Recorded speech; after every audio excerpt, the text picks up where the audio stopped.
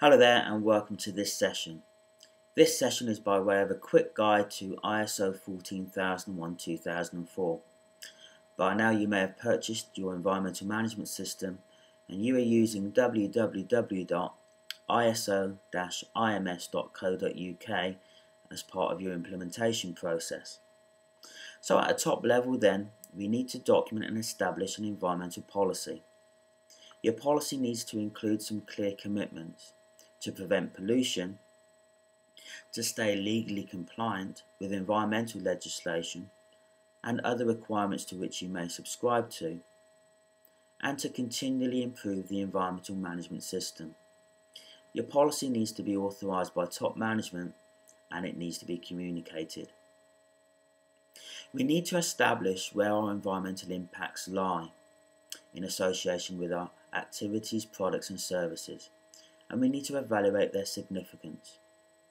We need to identify what legislation and other requirements apply to us as a business, and when this legislation and other requirements change, we need to have a mechanism in place to control this.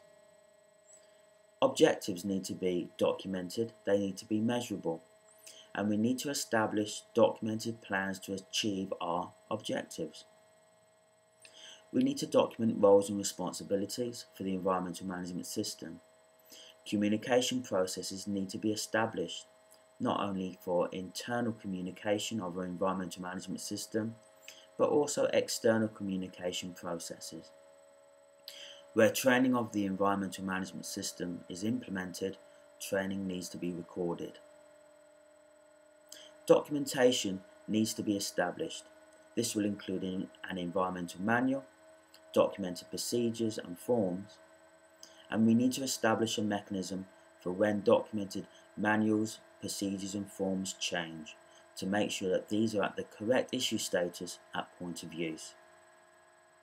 Where there are significant impacts, we will need to document operational controls, and we will need to implement and maintain these operational controls. We may need to train people up in the use of our operational controls throughout our business. We need to identify those areas that might have an emergency situation related to them, and we need to plan for these. We need to document our emergency plans.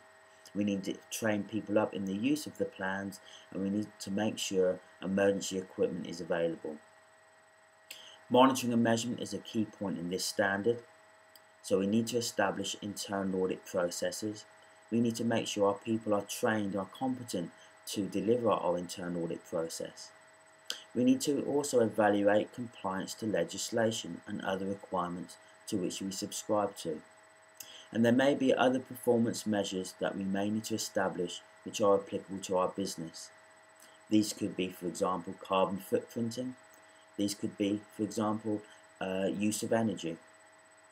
And finally, top management needs to plan for and conduct a management review.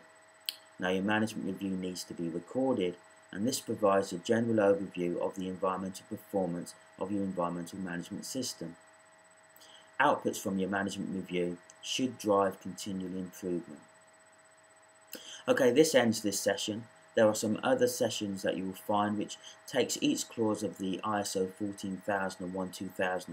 14001-2004 standard and hopefully provides you some useful guidance to help you along your implementation route.